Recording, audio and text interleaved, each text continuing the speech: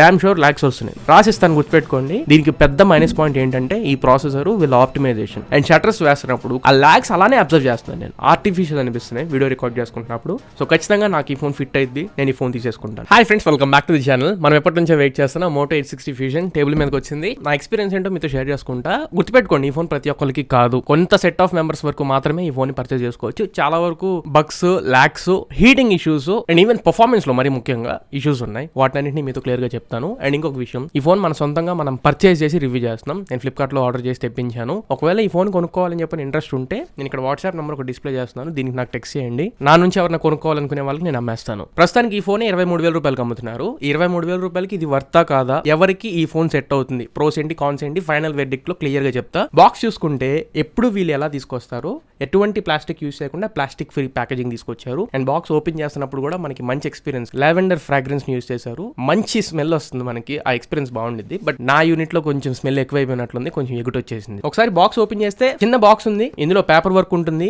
UV stickers ఉన్నాయి. UV glass ఏమైనా వేయించుకునేటప్పుడు యూవీ స్టిక్కర్స్ మీరు యూస్ చేసుకోవాలి. ఇందులోనే సిమ్ ఎజెక్టింగ్ పిన్ కూడా ఇస్తున్నారు. నెక్స్ట్ మొబైల్ ఫోన్ కనబడుతుంది అండ్ 68 వాట్ చార్జర్ ఒకటి వస్తుంది.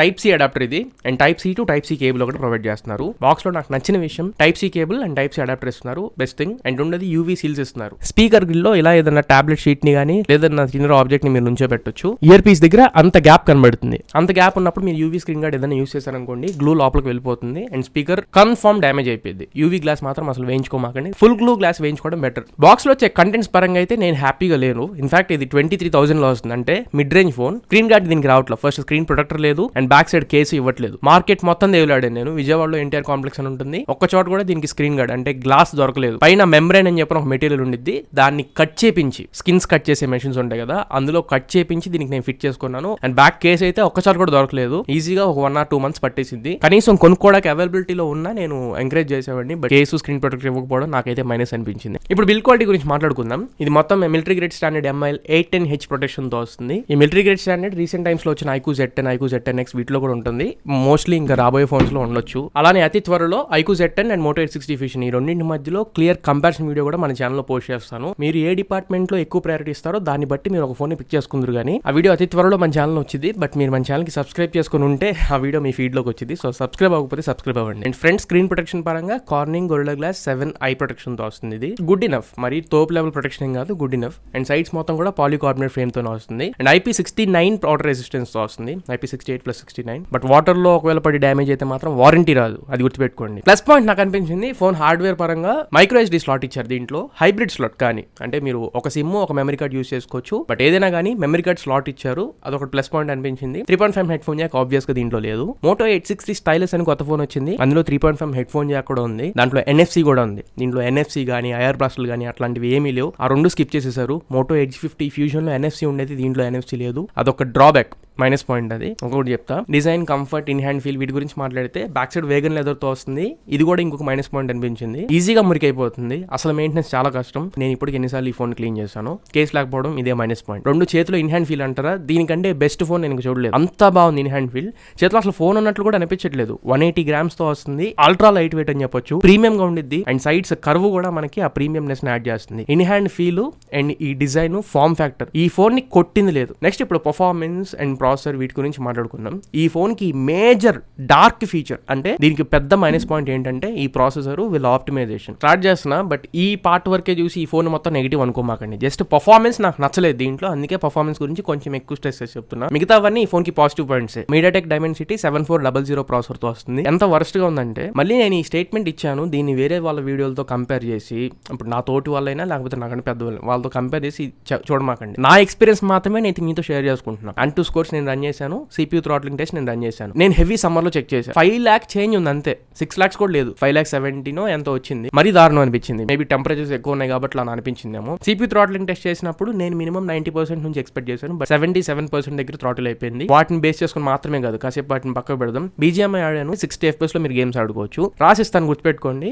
1/2 hour to 1 hour వరకు మాత్రమే మీరు గేమ్స్ మంచిగా ఆడుకోగలరు. ఆ పైన మీరు BGMI గేమ్ ని 1 hour తర్వాత ఆడుకుంటుంటే డామ్ షూర్ లాక్స్ వస్తున్నాయి. 1.5 hour మీరు గేమ్స్ ఆడితే మాత్రం మాత్రం ఖచ్చితంగా మీరు ఫ్రేమ్స్ డ్రాప్స్ లాగ్స్ అబ్జర్వ్ చేస్తారు. ఈజీగా వార్మ్ ఫీల్ వచ్చేస్తుంది, చేతిలో లైట్ వెయిట్ ఉండేది కానీ కొద్దిగా వార్మ్నెస్ మీకు తగులుతూ ఉంటుంది. ఇంకా మీరు ఒకవేళ పీక్ సన్లైట్ లో పీక్ సమ్మర్ టైమ్స్ లో ఆడుకుంటే మాత్రం ఖచ్చితంగా మీరు హీటింగ్ అబ్జర్వ్ చేసే అవకాశం ఉంటుంది. గేమింగ్ స్ట్రిక్ట్లీ నేను నో చెప్తాను. ఈ ఫోన్ గేమింగ్ పర్పస్ మీరు తీసుకుంటారనుకుంటే మాత్రం ఖచ్చితంగా దెబ్బడిపోయింది. గేమింగ్ పర్పస్ అసలు తీసుకోవద్దు. Point number 2, day to day activities లో మినిమల్ గా యూస్ చేసుకుంటాను లేదా మోడరేట్ యూజర్ అనుకుంటే మాత్రం పర్ఫార్మెన్స్ విషయంలో మిమ్మల్ని ఎక్కడ ఇబ్బంది పెట్టదు. కానీ అదే పనిగా కూర్చొని నేను మల్టీ టాస్కింగ్ చేస్తాను, యాప్ టు యాప్ సర్ఫ్ చేసుకుంటా, ఏదైనా నేను కొంచెం ఎక్సెసివ్గా యూస్ చేస్తాను అనుకుంటే ఈ ఫోన్ అసలు మీకు కాదు. ఎందుకంటే యూఐ వీళ్ళది ఎంత క్లీన్గా ఉందంటే చాలా బాగుంది. యూఐ నేను చూసిన వాటిలో వన్ ఆఫ్ ద బెస్ట్, ఇదే బెస్ట్ కాదు one of the best. UI optimization వీళ్ళు చాలా ఫెయిల్ అవుతున్నారు. కెమెరా యాప్లో చాలా బగ్స్ ఉన్నాయి, అది తర్వాత మళ్ళీ కెమెరా డిపార్ట్మెంట్లో మాట్లాడతా. ఈ 2-3 రోజులు నేను కొంచెం బయట ఉన్నాను, నా మ్యారేజ్ పనులన్నీ చూసుకుంటున్నాను. నేను కొద్దిగా బయట ఇప్పుడు టెంపరేచర్ ఎక్కువ ఉంటుంది కాబట్టి ఫోన్ రెస్పాన్స్ రేట్ అనేది చాలా పూర్ అనిపించింది నాకు. ఫాస్ట్ అయితే అనిపించలేదు. సో ఎవరైనా జొమాటో స్విగ్గీ రైడర్స్ ఉంటారు కదా, ర్యాపిడో రైడర్స్ ఇట్లాంటి వాళ్ళు, క్యాప్టెన్స్, వాళ్ళకైతే ఈ ఫోన్ అసలు స్ట్రిక్ట్లీ నో చెప్తా. వాళ్ళు డైరెక్ట్ గా బైక్ మీద ఆ ఫోన్ హోల్డర్కే ఉంచుతారు, సన్ నుంచి వచ్చే టెంపరేచర్ పడుతూనే ఉండిద్ది. ఫోన్ హీట్ అయితే మాత్రం ఇది రెస్పాన్స్ చాలా లేట్ గా రెస్పాండ్ అవుతుంది. అలా అవ్వడానికి ఇంకో 2 కారణాలు. ఇది లాస్ట్ మోటో H50 ఫ్యూజన్ లో కూడా నేను చెబుతూనే వచ్చా, ఇప్పటికీ వీళ్ళైతే అక్కడ మారలేదు. LPDDR4X RAM, UFS 2.2 storage types అంటున్నారు. దీంట్లో మల్టీ టాస్కింగ్ నాకు అంత గొప్పగా అనిపించలేదు. స్టోరేజ్ టైప్స్ అయితే వీళ్ళు క్లియర్ గా మార్చుకోవాలి. UFS 2.2 10,000లో వస్తున్నాయి, 15,000లో కూడా రియల్మీ వాళ్ళు UFS 3.1 స్టోరేజ్ టైప్ ఇస్తున్నారు. దీంట్లో అది నాకు నెగిటివ్ అనిపించింది. Type-C 2.0 జనరేషన్ పోర్ట్ తో వస్తుంది. అండ్ SSD ని కనెక్ట్ చేసి చూసా, SSD సపోర్ట్ చేస్తుంది. అండ్ Type-C పెన్ డ్రైవ్స్ ని కనెక్ట్ చేసి చూసా, Type-C పెన్ డ్రైవ్స్ కూడా సపోర్ట్ చేస్తుంది. నెక్స్ట్ ఇంకా networking, signal reception and wifi speeds Google dialler తో వచ్చింది. నాకు అసలు నచ్చదు గూగుల్ డైలర్. కాల్స్ ఏమైనా చేసుకోవాలనుకున్నా మీకు రికార్డింగ్ అనౌన్స్మెంట్ వచ్చింది, లేదా బీప్ సౌండ్ అన్న మీరు పెట్టుకోవాలి, అవతల వాళ్ళకి అర్థమైపోయింది కాల్ రికార్డ్ చేసినట్లు. ఇందులో మొత్తం 11 5G బ్యాండ్స్ ఉన్నాయి. బట్ నెట్వర్క్ డ్రాప్స్ అయితే ఎక్కడ నేను అబ్జర్వ్ చేయలేదు. అండ్ 5G డ్రాప్స్ కూడా మోస్ట్లీ నేను ఎక్కడ అబ్జర్వ్ చేయలేదు. వెరీ మినిమల్ 5G డ్రాప్స్ ఉన్నాయి. VoNR అసలు నాకు సపోర్ట్ కనపడలేదు. నేను జియో సిమ్ యూస్ చేశాను, ఎయిర్టెల్ సిమ్ యూస్ చేశాను, రెండింటికి నాకు VoNR సపోర్ట్ అయితే చూపించలేదు. రియల్ టైమ్ నెట్వర్క్ స్పీడ్స్ ఉన్నాయి. మీరు మొబైల్ డేటా అయినా వైఫై అయినా ఎంత స్పీడ్ లో అప్లోడ్, ఎంత స్పీడ్ లో డౌన్లోడ్ స్పీడ్స్ మీరు యూస్ చేస్తారనేది పైన స్టేటస్ బార్ లో ఇండికేషన్స్ మీకు చూపించింది. అండ్ వైఫై 6 సపోర్ట్ తో వస్తుంది. వైఫై 6E కాదు, wifi 6 till the latest. 5 GHz band detect చేసింది అండ్ 6 GHz కూడా సపోర్ట్ ఉండిద్ది. వైఫై పరంగా అయితే ఇక్కడ ప్రాబ్లం అనిపించలేదు. అండ్ ఇంకా ఇప్పుడు మనం ఒకసారి డిస్ప్లే గురించి మాట్లాడుకుందాం. ఒకటి కెమెరాస్ తర్వాత next the most favourite part నాకు ఈ డిస్ప్లేనే. ఇది 6.67 inch 1.5K resolution POLED quad curve display తో వస్తుంది. ఇంకా డిస్ప్లే క్వాలిటీ పరంగా మాట్లాడితే 446 పిక్సెల్స్ పర్ ఇంచ్ డెన్సిటీతో వస్తుంది. Combination with 1.5K resolution display. 20 నుంచి 23,000 రూపాయల మధ్యలో నాకు తెలిసి డిస్ప్లే పరంగా ఫస్ట్ పొజిషన్ ఉండిద్ది. 4500 నిట్స్ పీక్ బ్రైట్నెస్ నిట్స్ తో వస్తుంది. మీరు నామినల్ గా అరౌండ్ 1000 నుంచి 1500 నిట్స్ వేసుకోండి, మనకు ఉపయోగపడేది పీక్ సన్లైట్ లో అయినా కానీ. డిస్ప్లే విజిబిలిటీ బాగుంది అండ్ ప్యాంటోన్ వ్యాలిడేటెడ్ కలర్స్ ఉన్నాయి దీంట్లో. అంటే మీరు ఏదైతే కలర్ తో బయట చూస్తారో ఇంచుమించు మాక్సిమం అదే కైండ్ ఆఫ్ కలర్స్ ఇవ్వడానికి ట్రై చేస్తాయి ఈ డిస్ప్లే. HDR10+ కి సపోర్ట్ ఉంది, HDR కంపాటబిలిటీస్ కూడా ఉన్నాయి. బట్ నెట్ఫ్లిక్స్ లో అయితే HDR చూపించట్లేదు. అమెజాన్ ప్రైమ్ లో మీరు HD కంటెంట్ స్ట్రీమ్ చేసుకోవచ్చు, వైడ్ 1 L1 సపోర్ట్ ఉంది. మీరు యూట్యూబ్ లో HDR వీడియోస్ ప్లే చేసుకోవచ్చు. డిస్ప్లే మాత్రం colours, sharpness and saturation levels ఎంత చెప్పినా తక్కువే డిస్ప్లే పరంగా మాత్రం. అండ్ డిస్ప్లే మీకు నారోగా అనిపించింది, ఎక్కువ విడ్త్ ఉండదు, టాలర్ అనిపించింది. But viewing angles, viewing experience, ఆ చిన్స్, బెజల్స్ చాలా తక్కువ ఉన్నాయి. ఎక్కడ మీకు డిస్టర్బ్ అవ్వదు, మీ వ్యూయింగ్ ఎక్స్పీరియన్స్ అనేది ఎక్కడ డిస్టర్బ్ అవ్వదు. మల్టీమీడియా పర్పస్ కనుక ఈ ఫోన్ మీరు పిక్ చేసుకోవాలనుకుంటే display one of the best, అది మాత్రం క్లియర్ గా నేను చెప్తా. And in display finger print sensor వస్తుంది. ఫింగర్ ప్రింట్ పొజిషన్ కొంచెం కిందకి ఇచ్చారు, ప్రతిసారి నాకు అది అవ్వట్లేదు. నేను ఫింగర్ ప్రింట్ ని రాంగ్ ప్లేస్మెంట్ లో పెడుతున్నాను, అక్కడ అది లేదు. ఆ ఫింగర్ ప్రింట్ పొజిషన్ కొంచెం ఇబ్బంది పెట్టినట్టు అనిపించింది. ఇంకా స్పీకర్స్ ఇందులో స్టీరియో స్పీకర్స్ తో వస్తుంది. టాప్ అండ్ బాటమ్ స్పీకర్స్ ఉన్నాయి, స్పీకర్స్ లౌడ్ ఉన్నాయి, క్వాలిటీ కూడా బాగుంది.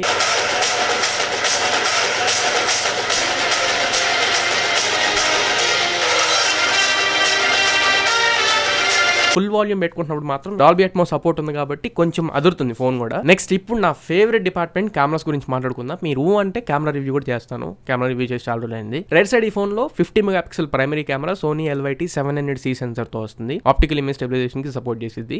And 13 megapixel ultra wide angle camera, ఇదే మ్యాక్రో కెమెరా కింద కూడా యూస్ చేసుకోవచ్చు. మూడో కెమెరా కనబడుతుంది కదా, ఇది కెమెరా కాదు, ఇది 3-in-1 ambient సెన్సర్. లైట్ ని అనలైజ్ చేసి ప్రాపర్ కలర్స్ ఇవ్వడంలో ఉపయోగపడింది. వీడియోస్ ఏమైనా రికార్డ్ చేసుకుంటున్నప్పుడు ఫ్లికరింగ్స్ వస్తూ ఉంటాయి, ఆ ఫ్లికరింగ్స్ ని అవాయిడ్ చేయడానికి కూడా ఈ సెన్సర్ ఉపయోగపడింది. జస్ట్ ఈ ఫోన్ లో అయితే డ్యూయల్ కెమెరా సెటప్ మాత్రమే. ఫ్రంట్ కెమెరా అయితే 32 మెగాపిక్సెల్ కెమెరాతో వస్తుంది. 22,000-23,000 లో లాస్ట్ ఇయర్ 20,000 సెగ్మెంట్ లో కెమెరాస్ ని కొట్టడానికి మోటో H50 ఫ్యూజన్ తప్ప వేరే ఫోన్ కనిపించలేదు. Year Moto H60 Fusion. Primary camera పరంగా అయితే అసలు మీకు ఎక్కడ డోకలేదు. నేను 20,000 రూపాయల పాయింట్ ఆఫ్ వ్యూలో చెప్తున్నాను.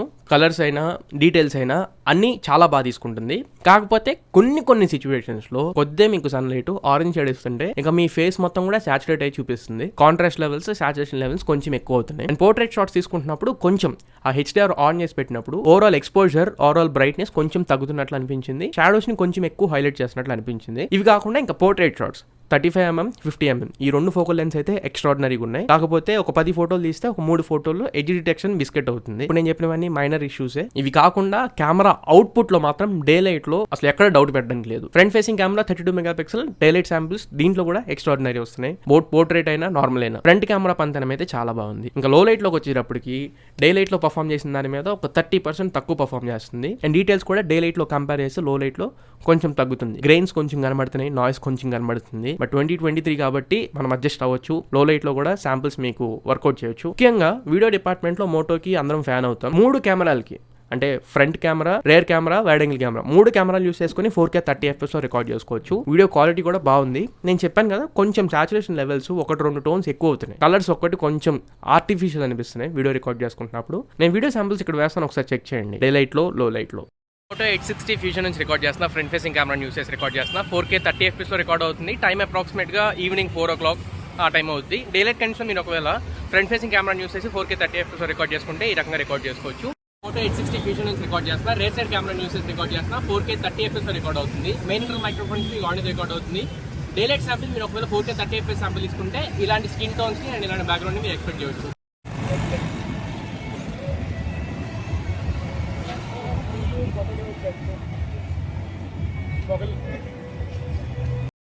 Fusion rare side camera wide angle camera నుంచి రికార్డ్ చేస్తున్నా. వైడ్ యాంగిల్ 4K 30 FPS వరకు రికార్డ్ చేసుకోవచ్చు.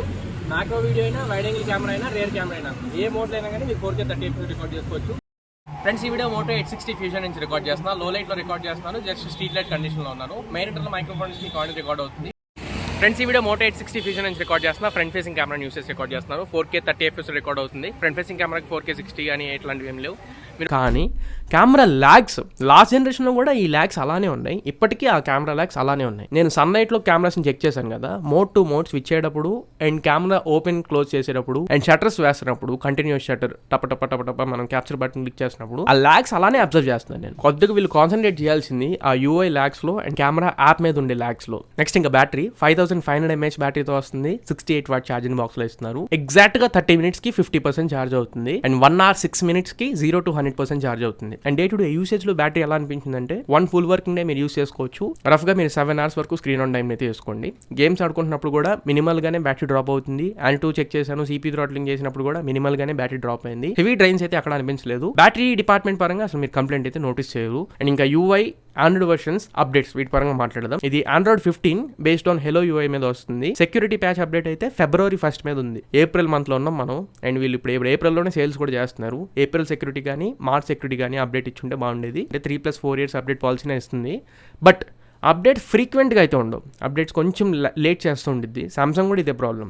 అప్డేట్స్ ఇచ్చేస్తారు 7 years 6 years అని, కానీ ఫ్రీక్వెంట్గా అప్డేట్స్ రిలీజ్ చేయరు. బట్ 3+4 years సెక్యూరిటీ పాలసీ మీద వస్తుంది. ఇది ఓవరాల్గా మోటో 860 ఫ్యూషన్ గురించి నా కంప్లీట్ ఎక్స్పీరియన్స్. ఫైనల్ ప్లస్లు ఏంటి మైనస్లు ఏంటి అనే దాని గురించి మాట్లాడితే ఈ ఫోన్కి అన్ని ప్లస్లే, ఒక్క పర్ఫార్మెన్స్ తప్పించి అండ్ UI ల్యాగ్స్ తప్పించి. ఫస్ట్ దీని బిల్డ్ క్వాలిటీ, దీనికి major plus point military grade standard, IP69 water resistance. 3 display, దీనికి మేజర్ ప్లస్ పాయింట్. 4 కెమెరాస్, ఇది కూడా పెద్ద ప్లస్ పాయింట్. మేజర్ USP కూడా. 5 బ్యాటరీ బ్యాకప్ కూడా ఎక్సలెంట్ ఉంది. మైనస్ ఏంటంటే పర్ఫార్మెన్స్ ఒకటి దీనికి మేజర్ మైనస్ పాయింట్. రెండోది కొద్దిగా ఆ NFC తగ్గించేశారు, NFC ఫీచర్ తీసేయడం. 2 UFS 2.2 స్టోరేజ్ టైప్స్, అక్కడే మల్టీ టాస్కింగ్ చేసేటప్పుడు కొంచెం దెబ్బడిపోతుంది. ఫైనల్ వెర్డిక్ట్, నీ దగ్గర 23,000 రూపాయలు ఉంటే ఈ ఫోన్ పిక్ చేసుకుంటావంటే, నేను పర్ఫార్మెన్స్ గేమింగ్ చేయను, BGMI అదే పని కూర్చొని నేను ఆడను, డే టు డే యాక్టివిటీస్ చేసుకుంటా, మోడరేట్ గానే యూస్ చేస్తా. సో ఖచ్చితంగా నాకు ఈ ఫోన్ ఫిట్ అయింది, నేను ఈ ఫోన్ తీసేసుకుంటాను. 23,000 ఉంది, కార్డ్ ఆఫర్ ఇంక్లూడ్ చేసుకోండి, 21కి వచ్చింది. 21కి బెస్ట్ పిక్. సో ఇది ఫ్రెండ్స్ ఓవరాల్ గా మోటో 860 ఫ్యూజన్ గురించి కంప్లీట్ రివ్యూ. ఈ వీడియో మీకు నచ్చింది అనుకుంటున్నాను, ఖచ్చితంగా ఉపయోగపడింది అనుకుంటున్నా. వీడియో నచ్చినట్లయితే లైక్ చేయండి, మీ ఫ్రెండ్స్ అందరికీ షేర్ చేయండి. మళ్ళీ ఇంకొక మంచి వీడియోతో మంచి క్వాలిటీ కంటెంట్తో మీ ముందు తిరిగి వస్తా. Until then this is your Tarun signing off no friends. జై హింద్.